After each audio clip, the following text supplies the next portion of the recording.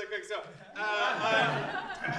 on Wednesday, Maddie Fay and I went to Winder Barrow High School, which is a lovely, lovely town and a lovely high school. And we did a storytelling workshop where she performed, and then I did a lecture, and we talked about her story, and the students were really great, and they did some activities, and then they had to do this like severe weather drill where they had to sit in the hallway. And we're walking through the hallway, and we're like, hey, you have to sit in the hallway. We get to leave, and we thought we were really cool. But we go out where we're parked, and we get to the car, and we get to the car, and the school buses are all there. And we can't get the car out, so we just have to sit there and stand by the car. Talk to some middle schoolers. So we're sitting there. The middle school kids were like, they got on the bus and then they came to the high school, right? So the middle school kids are standing there. We can't go anywhere. We're just standing there, and the middle school kids can't go anywhere. So they just want to talk to us. And they're like, so this one girl, she's like, Maddie, this cool dress, and she's like, I love your dress. She's like, I love your hair, you know. And then this other boy, though, who none of us like, also sees she has green hair and says, what are you supposed to be? And I said, she's supposed to be awesome. Because she is awesome. Ladies and gentlemen, Maddie Fay.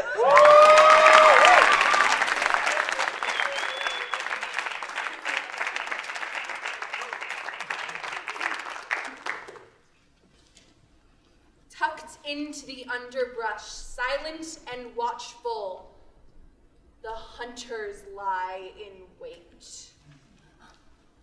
Dirty fingers clutching string, 12 lungs breathe as one. In the heart of Mount Pisgah National Forest, the hunters close in. The plan started as a joke. It was my second week of a wilderness therapy program. Most of the girls there had either committed a lot of crimes, had a lot of unprotected sex, or done a lot of drugs. It was sort of like Orange is the New Black goes to summer camp. So we're sitting around the fire, cleaning quinoa out of our dinner pot. We ate a lot of quinoa because it's a great source of protein and we had to eat vegetarian. We'd seen 3 turkeys in the woods on our hikes that day, and Caroline, our self-appointed leader who was tall and rude, said, you know, if we kill one of those turkeys, we could eat meat for a week. And we laugh because, of course, she's joking. I mean, it's 2 weeks in. We still remember what a shower feels like. We wouldn't kill a turkey. That would be crazy. However, as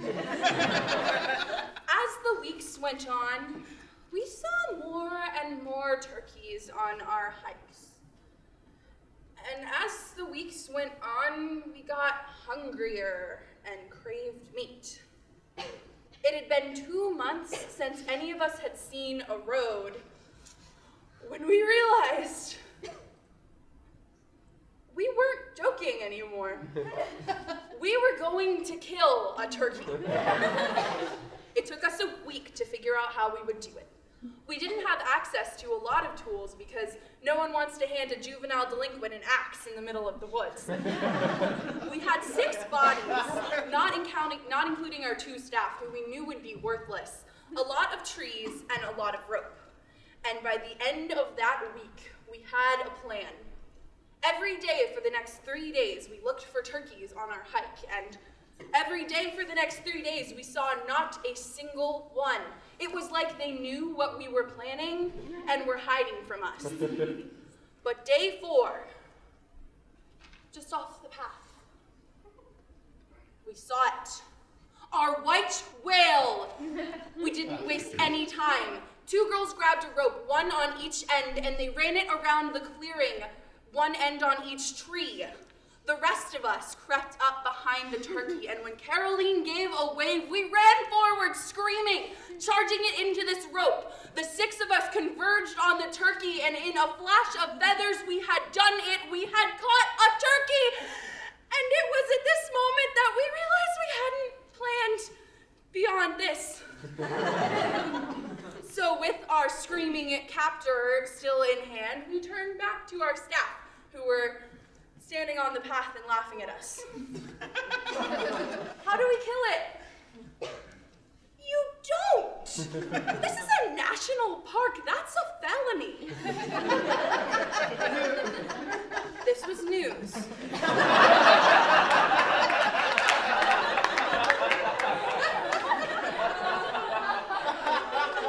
A lot of us were here to avoid jail time. We weren't trying to commit a felony. So we quickly realized that there was not much else we could do with this bird if not kill it, so we let it go. And as our dinner waddled smugly back into the woods, we hiked back to camp and our quinoa dinner. Now, I've been out of the woods a few years now, but every November, when I get to eat a Thanksgiving turkey, I can't help feeling a little bit satisfied.